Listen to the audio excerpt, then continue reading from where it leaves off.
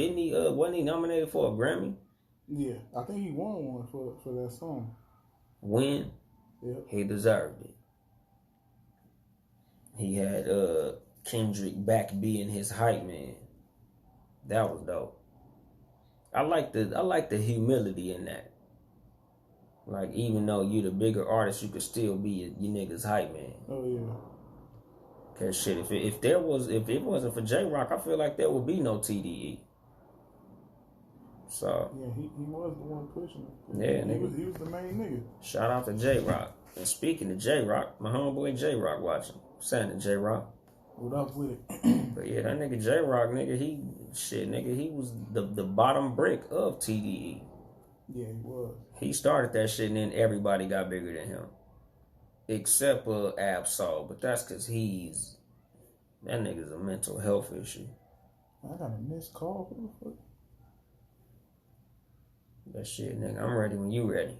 455. I don't know that number. I thought that was an area code office. I ain't never heard of that shit. 3234. Yeah. We're gonna call her on the air. Right. I'm tripping. All right, you ready? Yeah. All right, let's go.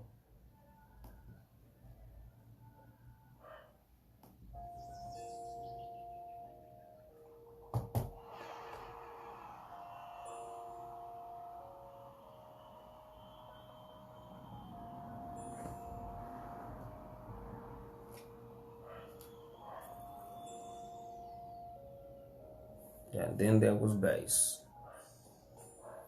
Good evening, motherfuckers and motherfuckers. This is your host, Yung Dolemite, of the Too Much Game Podcast. Sitting here with the super producer, Ben Ready. Yes, sir. A.K.A.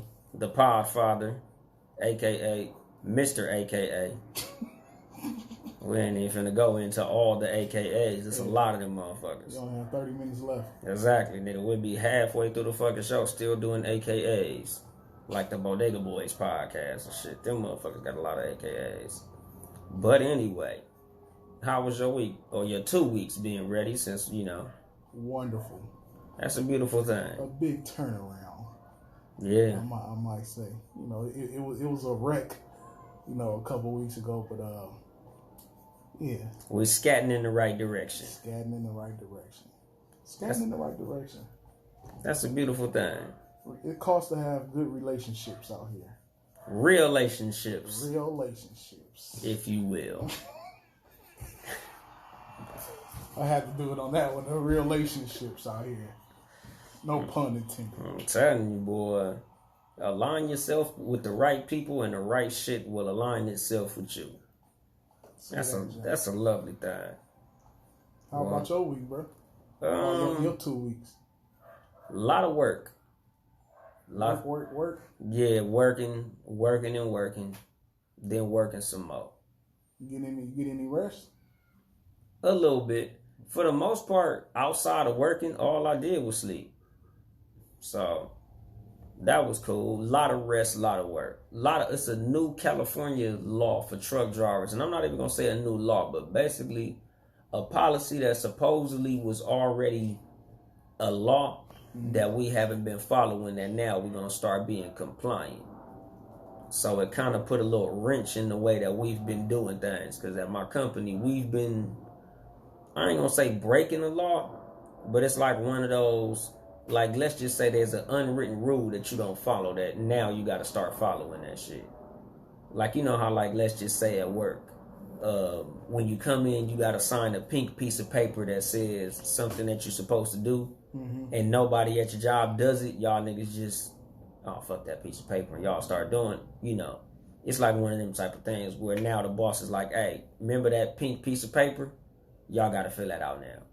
Yeah, it got to be something, because even though we in different fields, like, we have to sign some shit too now. And I've been there for 4 years, my 4th year or 5th year, whatever it was. We never had to sign no paperwork. You know what I'm saying? As far as, like, I guess it has something to do with getting paid or whatever. Like, we just clock in and get up out of there. Now we got to sign paper at the end of the week. Yeah, like, with us, it's not a piece of paper to sign. It's basically, we got to start taking breaks now. Like in California, you're supposed to take like 2 15-minute breaks in the course of a 12 to 14-hour shift. We hadn't been doing that. Because, you know, like California labor law, you got to give a motherfucker a 15-minute break between like every, like in 2 to 4 hour work day. You got to give a nigga like 1 unpaid 30-minute lunch and 2 15-minute breaks. As truck drivers, we was like, nigga, what the fuck do I need a break for? I just need to get where the fuck I'm going. I'll take my 30-minute break because United States DOT, that's a federal law that you got to follow. So, of course, we going to follow federal law. But the state law, we like, nigga, what the fuck we need a break for? Right. So now our company is enforcing that law. So now we got to take 15-minute breaks. So it's making my work day longer. Because instead of me just rolling to where I'm going and coming the fuck back, I got to take these 15-minute breaks, and it's extending my day literally by 45 minutes to an hour. So being that my work days is getting longer, I'm more tired than I would have been in the regular fucking work day. So that shit been whooping my ass. It's an adjustment that I'm making, basically, you know, to say the least. What's up, Uncle Dennis? I always got to give my Uncle Dennis a shout out for checking in. I gotta talk to you, Uncle Dennis. But anyway, today's episode is entitled "Be Careful." You know, shout out to Erroll Spence, what's his weight class? Welterweight champion? Yeah, I think so. Yeah, I think Erroll Spence Jr. is the welterweight champion in boxing. And he was just in a major car accident in a Ferrari. He had to be doing like 160. Because in the video, he was flipping. You seen the video of it? Video. He was ejected from the car. Right. It was a convertible or something. Yeah. And he just got that car. And the thing about Errol Spence, like something that made him such a fan favorite was he's such a humble dude. Like, you know, not real flashy, not, you know, with the extra shit. He just do his job. He like a blue collar type of dude. Like that's the type of persona that he has. You know, so with this situation, it's kind of out of his character to do something like this. Because he's always been such a calculated person. But, you know, me, the way that I look at situations, I always look at what's the lesson in the shit. And with this, it's kind of like just when you got so much going on, it's I ain't gonna say mistakes, but it's decisions that you got to think of a little more thoroughly when you making certain moves. Because, you know, with him in this car accident, he may never box again. Like, you know, we don't know yet because, you know, it's still such a fresh situation. But at the same time, it's like, when you got a lot to lose, you got to really look at what you're doing. Just like with Paul Walker. Like, you know, these are race cars. These motherfuckers ain't even made to be in the street like that. Like, you ain't even what the fuck? You ain't supposed to be going that fast in no car on the street at no time. Like, and you know, you finna have a scat back. You know, I drive a Mercedes. These cars got V8s in them. Like, my shit do 160. I'm sure your shit is very fast. Right. But at the same time, my car got a 5-star crash safety rating.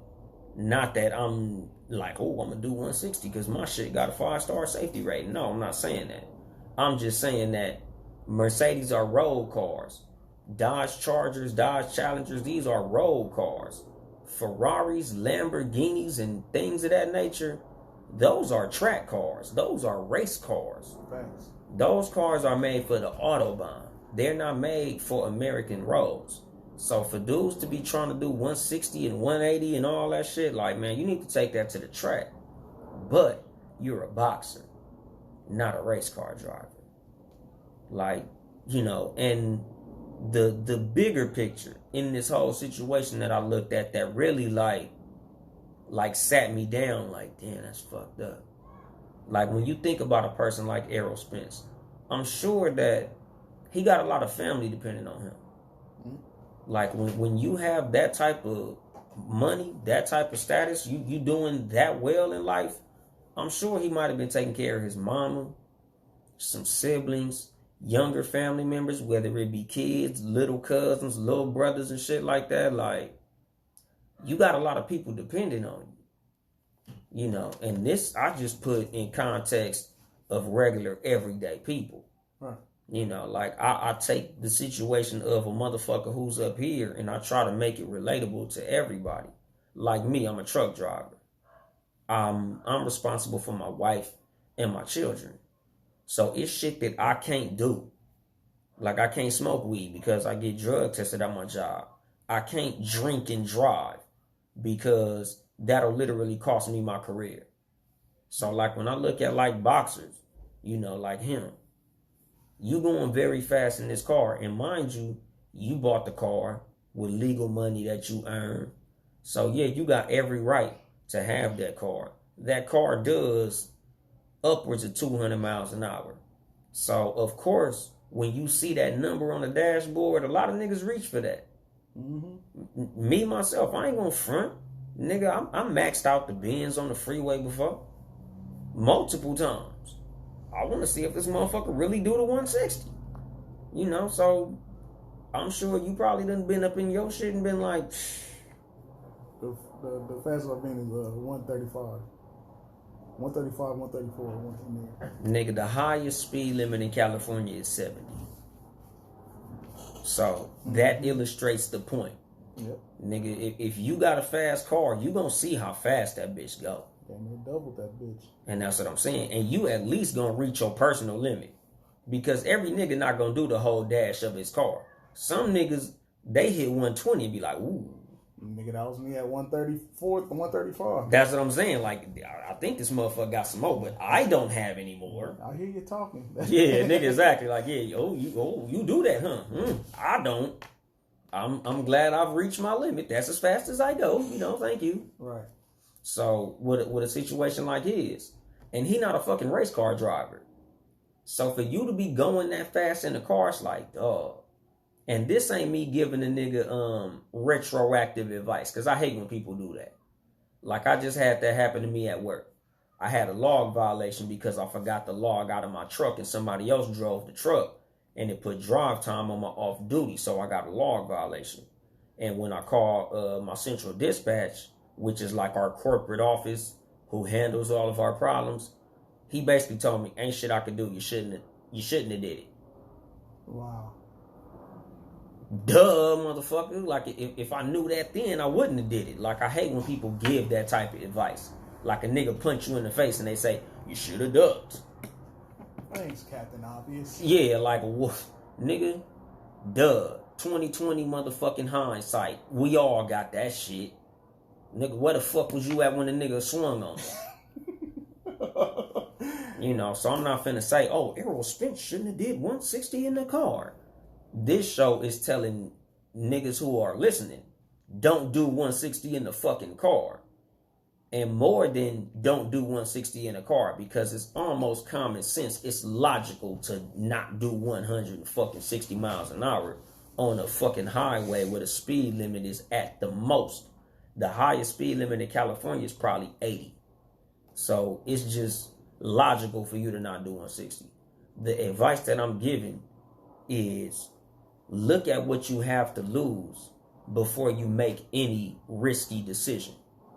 Whenever you're doing anything that involves risk, you should always look at what you have to lose when you're putting yourself in a risky situation. Every time I get in the car, the reason that I put on my seatbelt, the reason that I pay so much close attention when I'm driving, why I don't be texting and driving, looking down and shit like this, is because I got a lot of motherfuckers depending on me. It's a lot of situations I don't put myself in. It's a lot of places I don't go. It's a lot of conflicts that I could escalate, that I de-escalate, because I got a lot of shit to lose. Mm-hmm. You know, like back in my younger days when a nigga was like 19 and 20, nigga, it's some shit you wasn't finna say to me. It was some shit you wasn't finna do to me that I wasn't finna react to violently. Like, it's some shit that I'm not, nigga, you not finna call me no 5-letter word that start with a B. And I'm not gonna put these fucking hands on you. Like, no, nigga, that's all the way out. Like, it's not, it's a lot of shit that us as black people take as disrespectful that a lot of times not exactly. Like, I'll fight a nigga over a parking spot back in the day. Like, nigga, if I'm getting ready to pull in, I put my blinker on, and the car pull out, and you go zoom your stupid ass into the parking spot, I'm gonna park my car behind your car. And we gonna have a motherfucking discussion before you get into whatever venue that we going into. What the fuck is you doing, my nigga? I want to see about that shit. But now that I'm older, it's a lot of situations that I de-escalate. Because I always think, what the fuck is my kids gonna say when I'm calling them from jail telling them why I'm in here? You know, how the fuck am I gonna explain this shit to my fucking kids? You know, and there's a lot of motherfuckers that don't got no kids. It's motherfuckers who just got them and they dog or whatever the fuck. You know, just having anything to lose. You know, and I tell motherfuckers all the time, like, I could tell how mature a motherfucker is. I could tell how much a motherfucker got going on in their life by how they react to disrespect or perceived disrespect. Mm-hmm. You know, like, when a nigga say something to you and you automatically turn the fuck up, oh, this nigga must be broke. That's broke nigga shit. Like, you know, you walk into the liquor store and I bump your shoulder on accident. I'm like, oh, my bad, homie. You like, no, nigga, you saw me coming? Oh, this nigga's broke. I could tell he broke. Because niggas who got shit going on, they don't even get too hype about certain shit. You know, it's just like when just transitioning out of the street life, like a lot of my homies, like niggas who I fuck with still and niggas who I don't fuck with still. A lot of that is based on how they react to situations. You know, you got your homeboys, it's like, man, fuck that, cuz. We gonna let that shit slide, nigga. Get that nigga a pass. Okay, that's a nigga I could fuck with because that's maturity. But a nigga that can't let shit go, nah. Gotta go. Yeah, nigga, I can't fuck with a nigga that ain't got nothing to lose. You know, and this is a part of the whole relationship shit. Like, you can't be fucking with niggas who gonna put your shit at risk because they ain't got shit. Right. Like, you can't be fucking with niggas who, you got all this shit going on, but you fucking with this nigga who ain't got nothing going on, and he put you at risk of losing everything you got going on. Now both of y'all fucked up because you fucking with a nigga who ain't got nothing to lose. Like, it's just not good for you. You know, and that's part of the last episode that I did when I was talking about loyalty.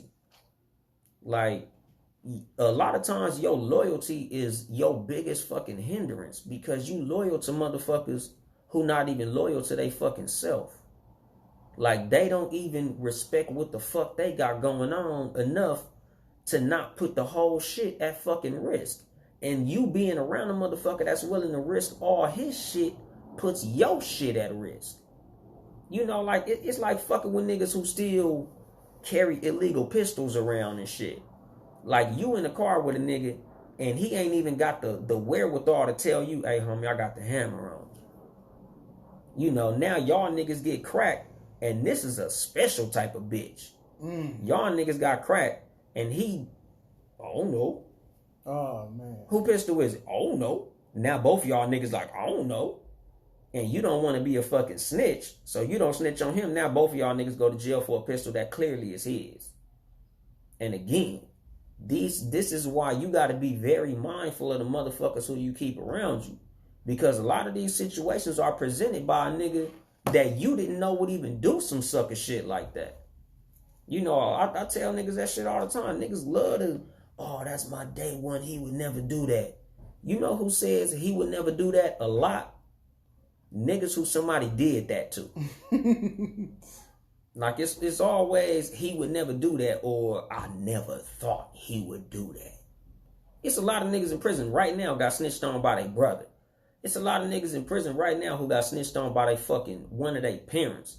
It's a lot of niggas in prison right now been snitched on by a nigga who they literally been fucking with since before kindergarten. And they never thought that this nigga would snitch on them. You just never fucking know. So it's like when you putting yourself in these situations with certain people, you got to look at what you have on the line when you dealing with certain motherfuckers.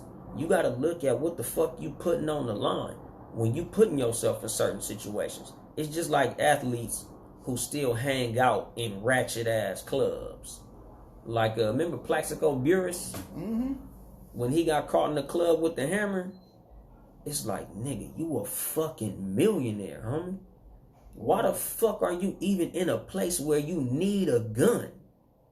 You couldn't find a nicer club to hang out at? Like, if you want to be around ratchet motherfuckers so bad, man, call a couple ratchet motherfuckers who you trust to come to your crib, and y'all could do hood rat stuff in an environment that you control. And the crazy part about that is people think, when you think like that, like, this nigga just scary and shit. Like, nah, nigga, like, you can't go everywhere. Like, and like you said, you have way more to lose than the average person. You know what I'm saying? And I feel the same way. Like, and you know that maybe that helped. Maybe the introvert shit help me deal with that. Like, I don't have to go nowhere. I'm good. You know, or I'm not going. You won't see me at the what's that shit? Savoy? What's the other one? Savoy and the other one. What's the other? The GS. The GS. Yeah. Nah, I'm cool. That's what I'm saying. Because it's always some shit going down there. Exactly, and that's what I tell niggas all the time. Like, nigga, it's a lot of places that I won't go, and it's not because I'm afraid of conflict. It's because I'm afraid to lose my shit. Mm-hmm. I tell niggas, like, nigga, I ain't scared of no fucking body, but what I am scared of is losing my fucking kids and my wife. Like, I'm scared of losing my home. Like, nigga, I can't afford even a week in jail, my nigga. Like, nigga, my mortgage high. Nigga, my cost of living high, my nigga. I live in a pretty nice crib. Right. And I own that motherfucker. You know, and this is an episode that I'm going to have to do one day, like, down the line. Maybe when I have a guest who's more well-versed in the world of credit, real estate, and things of that nature. Mm-hmm. But if you still got to pay a note on something, you don't really own that shit. Nope. You know, I say I'm a homeowner because it sounds good. You know, I pay a mortgage on my home, but it don't belong to me till I pay it off. Shit. Even then, is it really yours? Because them fucking taxes, property taxes. True. But again, you know, it's the illusion of ownership. But you know, that's a subject I want to tackle with somebody who's in that world who could really explain that more thoroughly than I can. But again, when it comes to that, I'm in a situation where I have something that I own in the terms of, you know, the modern definition of owning something. Mm-hmm. If I miss 3 payments, I ain't a homeowner no fucking more. And I don't want that to happen. I don't want a situation like that to fucking present itself. So I move a certain way. You know, and it's a lot of people who I tell, like, even if you ain't got shit yet, it's a lot of situations that will never happen for you because of a bad decision that you made at a time when you didn't have that yet. It's a lot of shit you don't even know you gonna be in the position to get that you fucking up by mistakes that you're making today. Like when you look at comedians who get cut up because of some shit they said on Twitter 10 years ago. Like at the time they were saying that shit, they probably, like Kevin Hart probably didn't even know he would be in the position to host the Oscars when he was making all those jokes about gay people and dark-skinned women and all that type of shit. Like, it's shit you doing right now that's flagrant and goofy that you ain't even thinking 5 years down the line is gonna fuck up something for you that was big beyond your wildest fucking dreams. Oh, yeah. You know, so like I tell motherfuckers, like I move a certain way because of shit like that. Like, it's shit that I've done in my past that I'm like, God damn, it would be very bad if that went public. It would be fucked up. And, you know, it's the advantage that us as 80s babies have of being born just in time for that social media shit not to be there when we was doing a lot of the stupid shit we did. Like a lot of the stupid shit I did in my 20s, oh man, it'd have been bad if niggas had social media and fucking camera phones all over the goddamn place. Like, shit I've done at parties. 1,000 niggas seen it. But luckily, none of them niggas had a camera phone to record it and upload it to the internet. So nowadays, you gotta move a whole lot smarter. You know, back in the days, a nigga get to talking that shit in the party, bam, still on his motherfucking ass, knock him the fuck out. And as long as you do it moving and don't nobody know your name, you pretty much got away with that shit. Nigga, nowadays, nigga, you'll knock a nigga out at a party and you'll be fired from your job before you pull up to that bitch. Oh yeah, hey Byron, how are you? We've seen that video. Oh, you were at a party last night, huh? At the GS Lounge? Oh yeah, in Inglewood, right there off the 405. Yeah, we saw you. You got a mean right hook, buddy. Use that same hand. Sign this pink piece of paper right here and get your last paycheck. Here you go. Can't have guys like that working here at this company. We feel threatened. Exactly, nigga. Like, it's some shit you do in your mind, and you know, a lot of times, sadly, it's a snap decision. And something that you do this motherfucking quick, something that you think of that fucking quickly could fuck your whole life up. I'm gonna take a 15 seconds. Nigga, it's just like shit that you do to catch a fucking felony. Like something that you did in the heat of passion. Something that you did because somebody made you angry in a split second. Somebody said something to you that made you literally throw your whole fucking life away. You know, and again, when it comes to, like you said, niggas calling you a bitch plays a big fucking role. And this goes back to my episode about ego. Like, you don't want to look like a bitch, so you done stomped this nigga the fuck out. Now you in prison. Now your whole life fucked up because you didn't want a nigga to call you a 5-letter fucking word. Like, you didn't want the perception that you scary. So now your whole shit fucked up because you ain't gonna let niggas call you no bitch. Or because you a real nigga. Nigga, because you ain't the motherfucking one. Like, word, my nigga? Ain't worth it. Exactly. And, you know, I get it. Nigga, respect is very important when it comes to being a man. You know, later, at a later date, I'm going to do an episode about the importance of respect. But at the same time, there's a balance. You know, how important is the respect that you're going to get in this one situation as opposed to the consequences of your actions for you to gain this respect that you're trying to protect. You know, because I'm all for respect, nigga. I'm all about respect. I tell niggas all the time, I don't bang on geography no more. I bang on respect. Nigga, it's certain shit you not finna say to me to this fucking day. It's certain ways you not gonna come at me to this fucking day. But at the same time, I look at what's at risk when I react in the way that I react. You know, there were certain times that I would react violently to certain situations. Instantly. You say that shit, and before you finish your fucking sentence, my nigga, I done hit you at least twice. But nowadays, I gotta think when it comes to situations where I feel disrespected. Now, instead of hitting you violently, I gotta hit you verbally. Nigga, I gotta say something that's gonna get you in that mode. Like, one of my favorite things to do nowadays, like this happened to me probably about 3, maybe 4 years ago at work. I was parked in a certain parking spot. You know, everybody know I done said it 10,000 times. I'm a truck driver. Somebody, and it was sad because he worked at the same company as me. He get mad because I'm parked somewhere that's blocking his fucking trailer. So he hop out the truck with the extras. Motherfucker, you're in my fucking spot. Whoop-de-whoop-de-whoop. Come at me all type of crazy. And, you know, 19, 20, probably up to like 22-year-old Young Dolemite would have hopped out the truck and put hands and feet on him. Nigga, I'd have gave him everything I had to offer physically. But at the time, I got a wife. I got a baby daughter. I got a son and shit. I can't do that. So my reply simply rolled my window down and asked him, "You want to fight?" He was like, "What?" It's like, "Do you want to fight? Would you like to fight me?"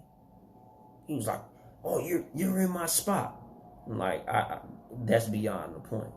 do you want to fight? You're talking to me like you want to fight me. Right. So do you want to fight me? No.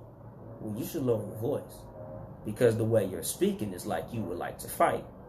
So I'm asking you politely, would you like to fight? Are you threatening me? Not a threat. So when HR come to me asking me about this little exchange we're having, I asked you a question. I didn't make no threat. I didn't make no statement. I didn't say, I'll beat your ass.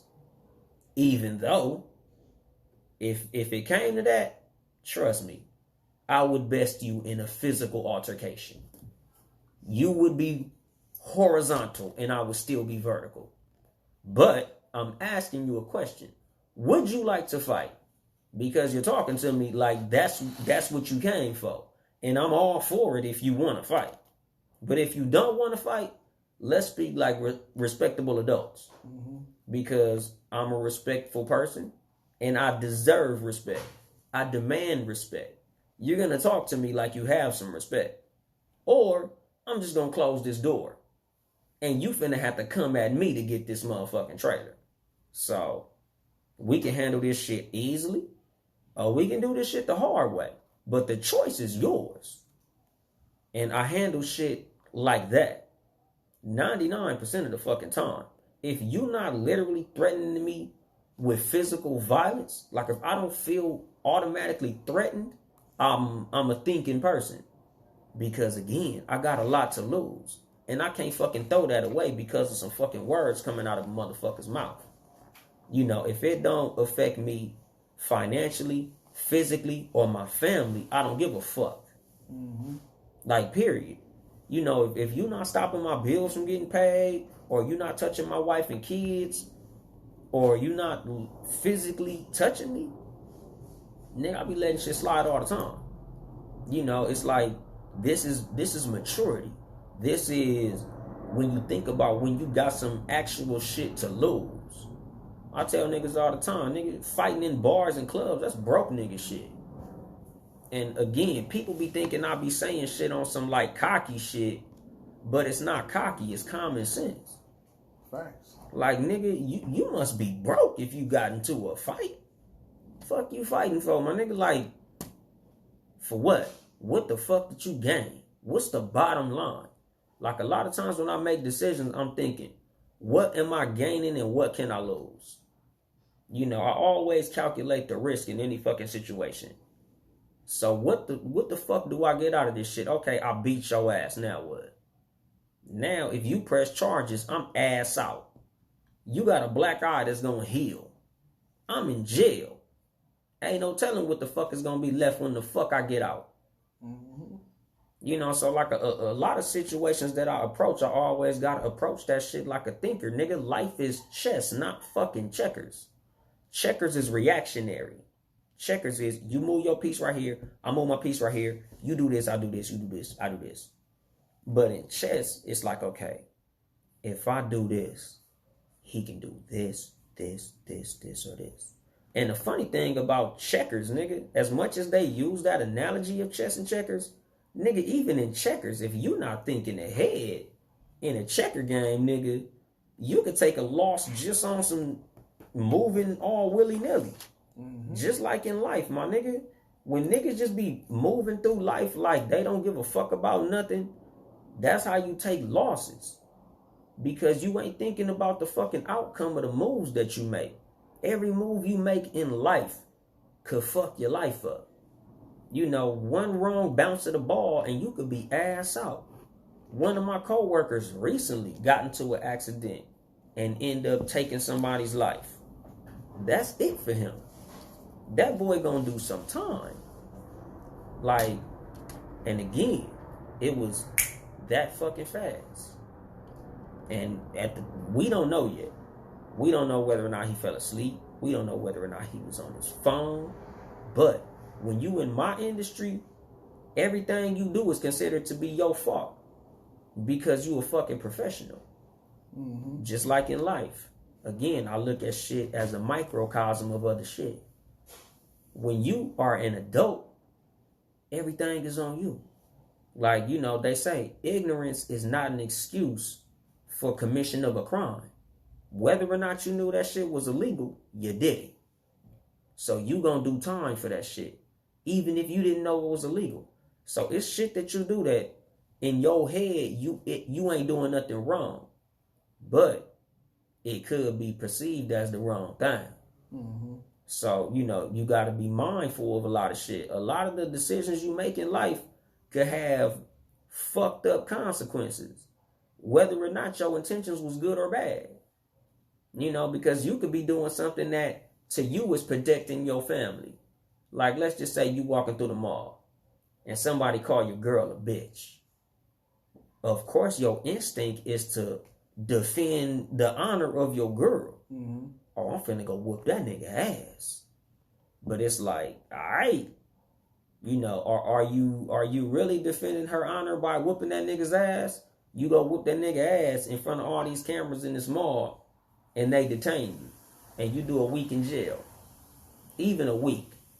Think about what could happen in your lifetime, even if you only just missed that one paycheck. Oh yeah, every dollar counts. Exactly, nigga. So it's like, nigga, it could have grave consequences. Just one fucked up decision, which again, you had the right intention. You was defending your girl. But the way you went about this shit, you could have went about that shit in a whole bunch of different ways. Like I tell niggas, you don't always gotta, play the quote unquote bitch role and walk away like, oh, ignore him, baby. Nigga, call that nigga, fuck you, nigga, come do something. Now you're inviting him to the conflict, which, yes, you are escalating it by inviting him verbally, but him as a grown-ass man, that's his choice whether or not he's going to engage you physically based on your verbal invitation. Just like with the situation at my job, when I asked the motherfucker, did he want to fight? Mm-hmm. That's not a fucking threat.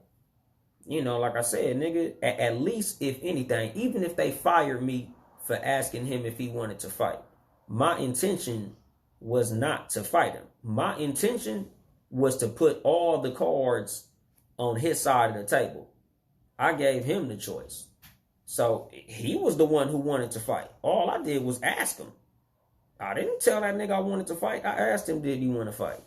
And, in a lot of these situations, and I know it's difficult, but I always tell niggas, remain calm. Again, previous episode, be cool. I always remain calm. Because when it comes to situations of conflict, the calm motherfucker always wins. Just like in the argument, I tell niggas, whoever yelling losing. Mm-hmm. So in a situation where a motherfucker trying to egg you on, because a lot of times, man, and I talk about this shit often. It's motherfuckers who really get off on getting you out of your character. Motherfuckers hate to see you be cool. Motherfuckers love to knock the smile off your face. So sometimes a motherfucker just see you chilling, you minding your fucking business, just enjoying your day, eating your fucking cheeseburger, nigga, just happy. And somebody gotta come fuck that up because they ain't shit. Because they fucked up. Because they life fucked up. So they don't want to see you happy. So they come with the bullshit. And nigga, the best way to combat that shit is to stay cool. Somebody come calling you out your name and saying dumb shit. Word. Like, that'd be my favorite fucking response. Hey, bitch ass nigga. Who you talking to? I'm talking to you. Ain't no bitches over here, homie. And I keep it smooth with niggas. Like, But again, like I tell niggas, I'll stand up. Whether or not you take that as threatening, what I'm gonna tell the police is, nigga, I stood up to defend myself because I felt threatened. Right. I'm not finna give you a chance to swing on me while I'm sitting down. So yeah, I stood up, but I wasn't aggressive at all. I wasn't loud at all. A lot of times, nigga, I'd be happy that it be witnesses. Y'all niggas saw me stand up cool. So when that nigga got the woofing all that bullshit, nigga, I stood up calmly. And I asked him, do you want to fight? And I leave it at that. You don't want to fight. The fuck is you doing here? Step the fuck off. And I'm never aggressive. Because, again, I got a lot to lose. You know, like I tell Will about my bag and shit, you know. I gotta watch my back. Cause I'm not just anybody. Shout out to Aaliyah. Like, nigga, I got a lot to lose out here, so I move a certain way. You know. That's usually, and I had a conversation about it recently. Like you see how people move and what they into. It tell you a lot about them. Yeah. You know, if they certain things, particular things of how they carry themselves. Like, you know what I'm saying? Like niggas that wear the wrong color in the wrong neighborhood on purpose. Yeah. You know, gang situations. To me, I feel like gang bang niggas don't have nothing to lose. Like if you of a certain age and you still out there doing that, you don't have nothing to live for. Yeah, and like I tell niggas all the time, like about rappers who brag about still being in the hood. That's like a free slave that still hang out on plantations. Right. Like, nigga, you got free of the bullshit. But for what? Some street cred? You still want to hang out? Like, nigga, I still hang with my homies who, you know, I did things that I shouldn't have did with because we was raised together. And nigga, even like I've been pulled over in a gang territory, you know, the neighborhood that I'm from. Mm-hmm. And every time I get pulled over, I tell them, nigga, my grandma live around the corner, my dad live over here. Like I'm just here with friends. That don't make me a part of the fucking gang because I'm with them. I'm just with them. I ain't doing no gang activities. I'm literally just chilling. I just happen to be here. Right. And I leave it like that. But even with shit like that, I don't put myself in situations where, say, like I tell niggas all the time, when y'all niggas be out here frontlining, what the fuck are y'all hanging out? You waiting to get shot? Why y'all motherfuckers don't go kick it somewhere where niggas don't be shooting at? Exactly. Like, over here, since we've been here, there's been, I want to say, between 3 to 5 people got killed in the same spot. But that's what I'm saying, though. Like, you know niggas be over here this shooting. Mark, you know it. You know what this is. Yeah, like, what are you proving by hanging out here? Shit, ain't no nigga gonna run me on my hood, nigga. It's my hood. Shit. Shit. And again, nigga, like, you're not gonna run me out my hood. That's true. But, nigga, you gonna run me somewhere where I'm not finna be on the corner where niggas get shot at. Let me kick it on this corner across the street. Let's try that area. Let's try under this little canopy right here. Let's try a place where there's cover. Like, I don't hang out with my back to the street. Mm-hmm. Again, when I'm in the hood, because I'm not telling y'all niggas like, oh, I'll never be in my hood. Fuck that shit. I'm too good for that shit. Hell no, nigga. I still be on the block. Nigga, I be on the turf with the homies like a motherfucker. But at the same time, you know, I always was a person that believed in, even when you're doing something stupid, be smart about it.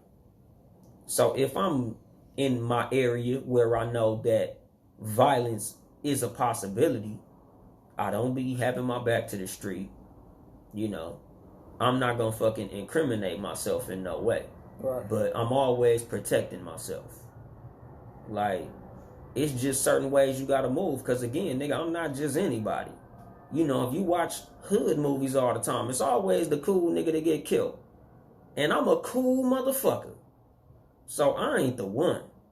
You know, they always kill the cool nigga who ain't doing nothing. They always kill the nigga who ain't gang banging no more. Look how they did Sharif. Man, nigga, look how they did Ricky. Look how they did Kane. This nigga was trying to move to Atlanta. Like, it's always the nigga that's trying to get out the life and mind his business and be on his positive shit and he getting knocked down. I'm a positive nigga. I'm a cool motherfucker, man. And another thing, like I always tell niggas, it's always the nigga with no gun. Mm-hmm. Always. Shit. Nigga, you know, won't be me. No. I ain't saying shit. I'm just saying, nigga, you know, it won't be me. It won't, it can't. Exactly, nigga. You know, that rule don't apply to me. But anyway, you know, when you putting yourself in these type of situations, and again, like I said with Plaxico Burress, you shouldn't be putting yourself in situations you need a gun to be in. Like me, I'm just the type of person that protects myself. Like I preach this to the whole black community. Nigga, if you can legally own a firearm, go get one. Not that you want to be a gangster or a gangbanger or you think that it's dangerous out here, but at the same time, it's your fucking Second Amendment fucking right. It's in the Constitution. You have the right to bear arms. So why not protect yourself? Yes, it's a very small chance that you might come into a situation where you might need a firearm. But, nigga, I'm from the hood. I'd rather get caught with it than caught without it. Mm-hmm. You know, I'd rather have it and not need it than need it and not have it. This is just shit that niggas say in the fucking street. But this is life-changing motherfucking advice. Nigga, this is the motherfucking keys. Nigga, you do not want to be somewhere in a situation where, let's just say, you and your wife in the bed and y'all hear a bump in the night. Y'all upstairs and you hear your door click or some glass break downstairs. You don't want to run down the stairs with a baseball bat. What if it's two niggas? Like, even if they got baseball bats too, nigga, you at a fucking disadvantage. Yeah. Like, nigga, you got to have something to protect your fucking household. You have a lot at risk just being in your fucking house. You might have Amber Geiger drunk ass coming in your house after a 13-hour shift. You in your house chilling, minding your goddamn business, and here come Amber fucking Geiger. Like, you know, nigga, you gotta move a certain way. You know? Why the fuck would you not arm yourself? Why wouldn't you fucking protect yourself? You know, like in Erroll Spence's case, what do they say before every boxing match? Protect yourself at all times. This just, you know, logic. I can't say common sense because common sense ain't common. But this is logic. Mm-hmm. You should always protect yourself in any fucking situation. When you have something to lose, you have to protect it. That's the reason that the United States has an army. We have a lot of shit that people want to take. So we have to have a military. This is any motherfucker on earth who got anything that they can lose. Protect that shit. Not even with a gun. Just being fucking a logical thinker. Because you ain't got to be in a conflict situation to lose your shit. You know, like, you don't want to be in a fucking position where you do something that puts all your shit at risk. Mm-hmm. Like, you know, driving drunk. Like, nigga, especially nowadays. Like, now it's fucking stupid to catch a DUI. You could catch a fucking Uber. It's 1,000 ways you can get out of a fucking DUI right now. Like, if you get drunk at a party, spend the night. Yeah. If you get drunk at a party, no matter how bad you want to get home, have somebody come get you. Take your car keys with you so nobody take your car. It's a lot of ways that a lot of bad decisions that get often made could be reversed. But, you know, it's times where people don't always have their fucking thinking caps on. But when you got a lot to lose, you can't afford to be walking around lacking. You know, it's just like in the hood. Like, nigga, you don't want to get caught slipping. You don't want to get caught with your back to the street. You don't want to get caught without that thing on you. Because that shit could cost you your life. It's just like when you know, just being a normal, law-abiding citizen. You know, you at a party. You have 3 or 4 cocktails. You a little woozy, but you live around the corner. It ain't far. You know, this is how you justifying your own bullshit. Because I had a homeboy lose his fucking career in this same type of situation. He was at a party, got a little tipsy, but he didn't live far. This nigga got cracked for a fucking DUI. Lost all his shit. Car repo, apartment gone. Nigga, whole shit fucked up. Ground zero. Nigga, cause he literally maybe a 5-minute drive, if that. If he caught all the stop signs, it'd have took him 5 minutes. But, nigga, all it take is one little split decision, one bounce of the ball in the wrong direction. Your whole shit could be fucked up. Because, oh man, I'll be all right. oh man, this ain't nothing. Nigga, you be fucking surprised how wrong shit could go. Just like for Erroll Spence. To him, he was just having fun driving this new Ferrari. That nigga just bought that car. He ain't had that car long. He just got it. And again, this motherfucker do how much? 205? I know I could at least get that motherfucker to like 150, 160. That's how fast he was going? He was going fast as fuck. If you watch the video, nigga, the car flipped like 7 times. And that's just in the part of the video that you see. So that nigga was doing a 3-digit number. If that nigga was doing 100, he was fucking up. Whatever he was doing for that car to go tumbling like that, yeah, he wasn't doing 65. I know that shit. Did it say he was by himself? Or he had a passenger? Shit, he got ejected from the car. I ain't hear nobody else's name. But even with a situation like Kevin Hart, somebody else supposedly was driving that car he was in. And again, nigga, like, you got to be mindful of the motherfuckers you around. You got to be mindful of how they move. You know, like, you got to think like that, my nigga. Like, you really got to be like, what type of motherfucker is this that I'm fucking with? And yeah, you can't always predict the movements of other people, just like when you playing chess. You can't always predict the movements of the motherfucker you playing against. You could only predict the variables. But again, when you in situations just in life in general, nigga, you should be trying to be smart about anything that you're doing. Because as much of variables as you can cover, as many of your bases as you can cover, you should at least cover them motherfuckers. So even in the event that Murphy's Law presents itself, you could at least have the peace of mind of being able to say, well, look, nigga, I did everything I could. You know, shit's fucked up, but look, I took all of these precautions, because as many precautions as you take, shit could still go fucked up. But at the same time, you would rather look like a fool in the name of safety than look like a fucking jackass because you wasn't tripping. Right. You know, especially in situations where it goes super fucked up. Because motherfuckers love to call your ass stupid, bless you, right, when you made the same type of mistake everybody makes. Like, nigga, you ever see like a rapper get caught on a DUI, or, you know, like something happen, a nigga fall off a ladder and you be like, this stupid motherfucker. Yeah. And you be the same nigga that did that same shit yesterday.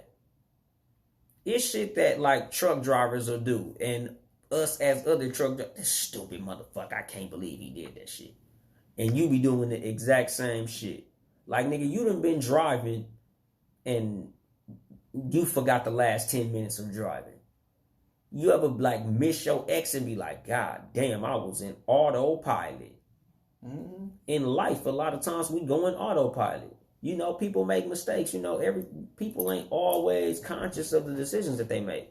Mm-hmm. We all fuck up. But basically what I'm saying is keep that shit to a fucking minimum.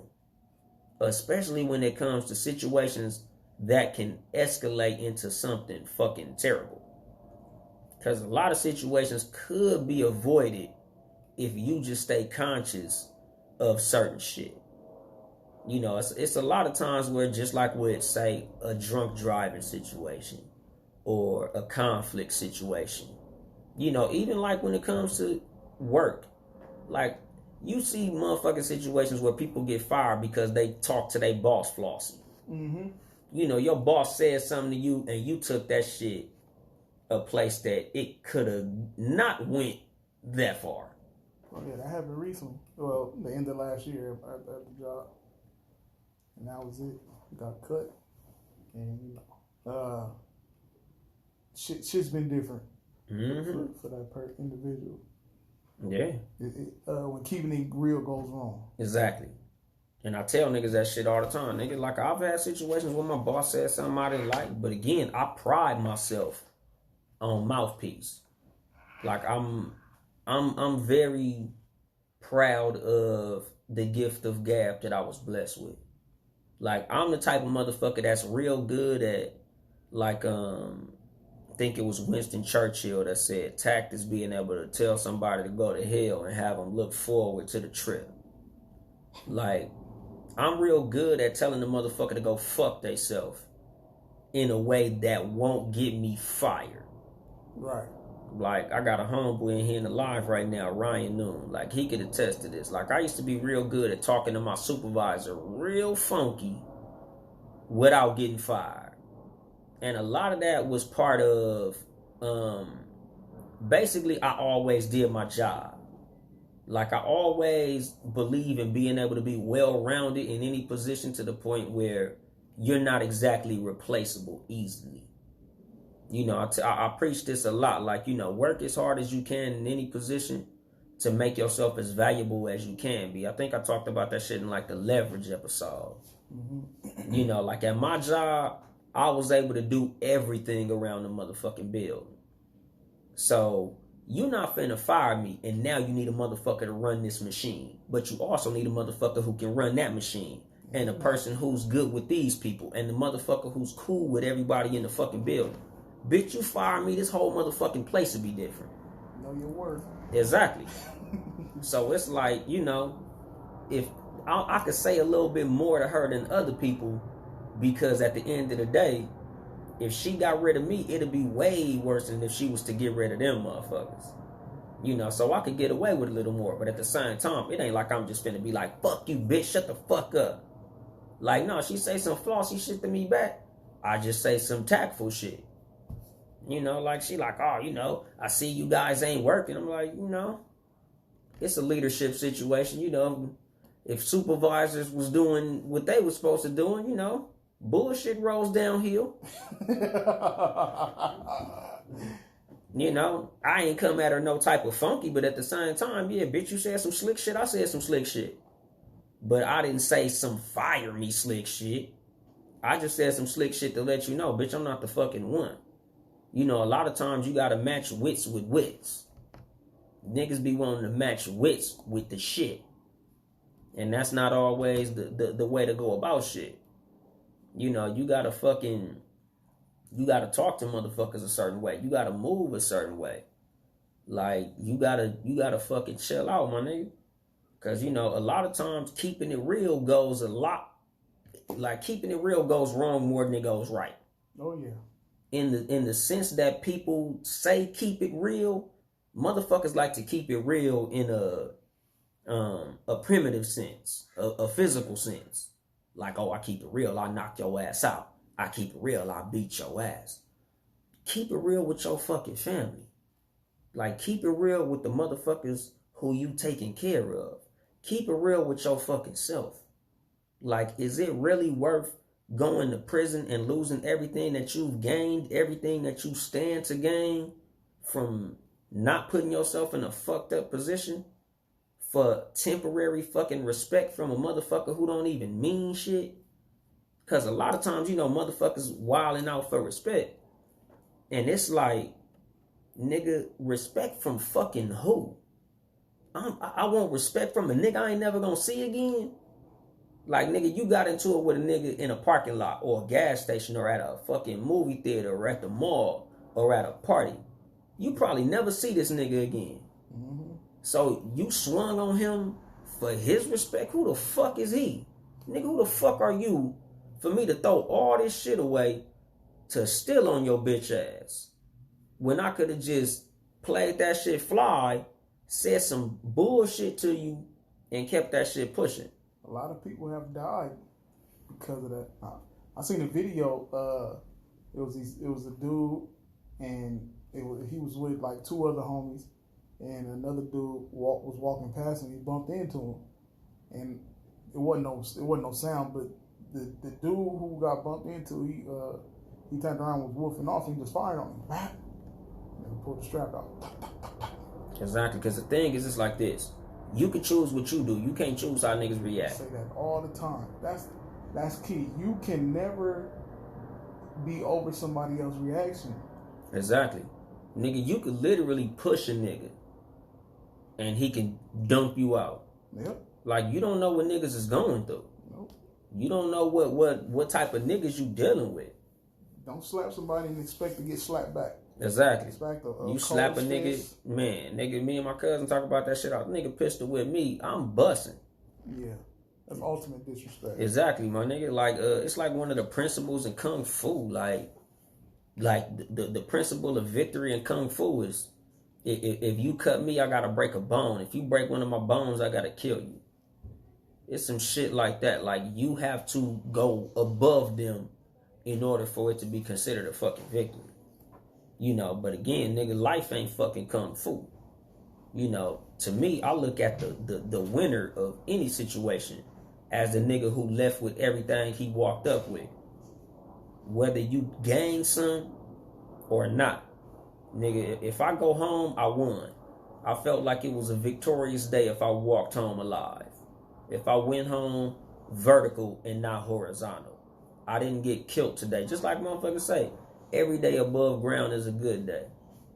Every day that I spent out of prison is a good day. Hello. So are you gonna risk death or jail behind a motherfucking argument?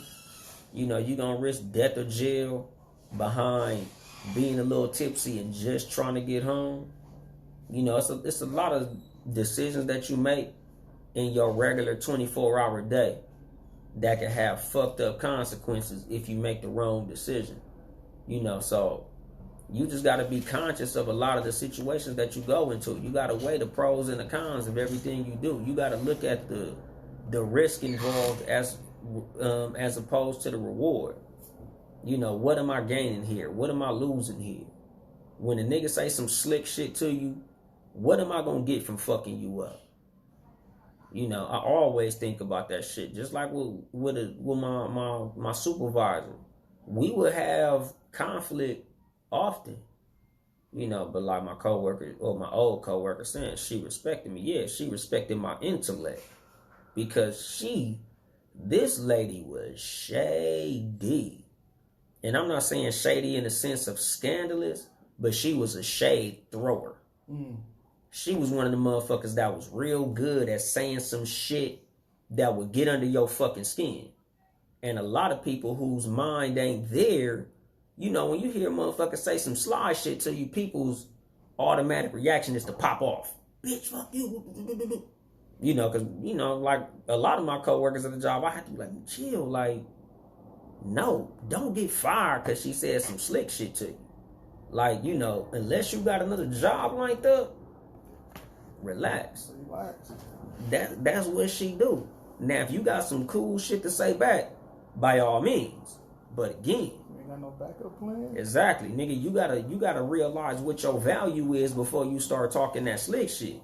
Because you might put yourself in a position like a couple of our coworkers, because he could attest to that. Nigga, she'll get you the fuck up out of here. She done fired niggas for that slick shit. Oh, okay. Let's go up in this motherfucking office so we can get this last paycheck. You know, since I'm a bitch and everything. You know, since I got a mustache and all that good shit.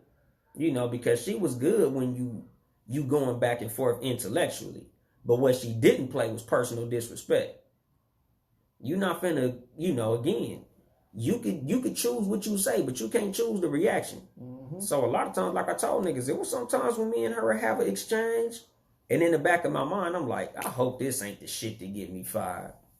But at the same time, you know, again, we don't talk about this shit later on another episode. When it come to disrespect, nigga, you gotta name your price. You know, it's sometimes where you might have to react a certain way that's gonna put you at risk. But again, you gotta think, is this one worth prison? Because sometimes it is. If a nigga slap your wife in the face, you know, a nigga push your mama down a flight of steps, it might be worth that shit. Oh yeah. You know, but again, nigga, certain shit, a motherfucker calling you a name or saying some shit to you, it ain't worth that. You know, so just in closing, to wrap all this shit up, man, just be mindful and conscious of how you moving around in the world. Because the wrong decisions can have grave consequences. And when you got a lot to lose in life, you got to be even more careful than that. You know, put your fucking seatbelt on, man.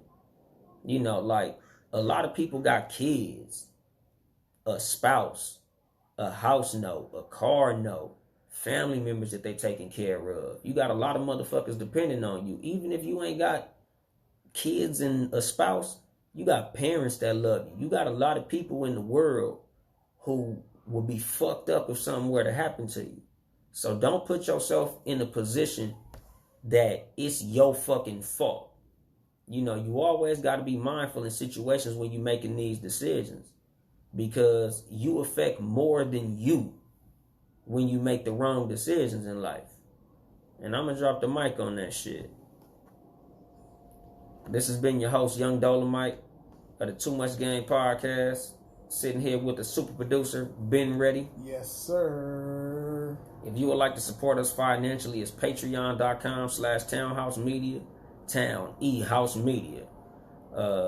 Shout out to the sponsors, Warren Gold Clothing at Warren Gold Co. Warren Gold Clothing on Instagram.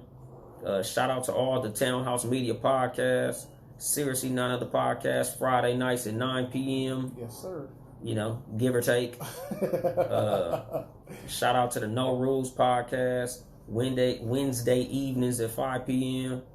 The Cat, around there, 5-ish, somewhat, you know. The Cat vs. Dog podcast, Sundays, 3-ish, closer to 3:30 for the most part, because we always late on that shit. And the Too Much Game podcast, who's also on CP time. Crit podcast time. Supposed to be 5, but for the most part, after that. You know. I think that's about it for the shout outs and things of that nature. So, you know, y'all already know. I ain't here to help you get bitches. I'm here to help you get better. Too Much Game.